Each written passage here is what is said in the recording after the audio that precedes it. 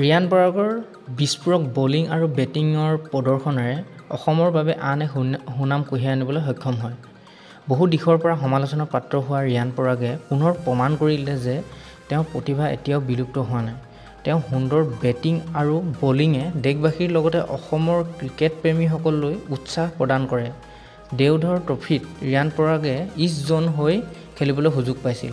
সম্পূৰ্ণ টুৰ্ণামেণ্টটোত তেওঁ বহুত কষ্ট কৰি টীমটোক ফাইনেললৈকে খেলাৰ সুযোগ পালে। এই টুৰ্ণামেণ্টটোত ৰিয়ানে 5খন মেচত বেটিং কৰি 354 ৰান কৰে আৰু 5খন মেচত বলিং কৰি মুঠ 11টা উইকেট দখল কৰে।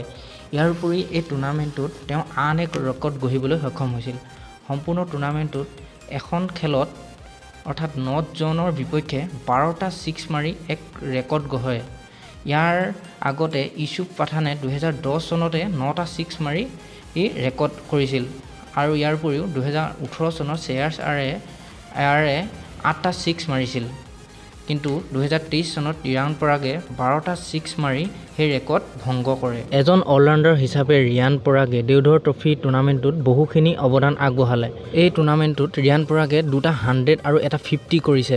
এই সুন্দৰ প্ৰদৰ্শনে ভৱিষ্যতত ইণ্ডিয়া টীমত সুযোগ পাবৰ বাবে পথ মুকলি কৰে। আশা কৰোঁ আগলৈকো এনেধৰণৰ সুন্দৰ প্ৰদৰ্শনে অসমৰ নাম উজ্জ্বল কৰে। আশা কৰোঁ আপোনালোকেও এই ভিডিঅ'টো চাই ভাল পালে। ধন্যবাদ।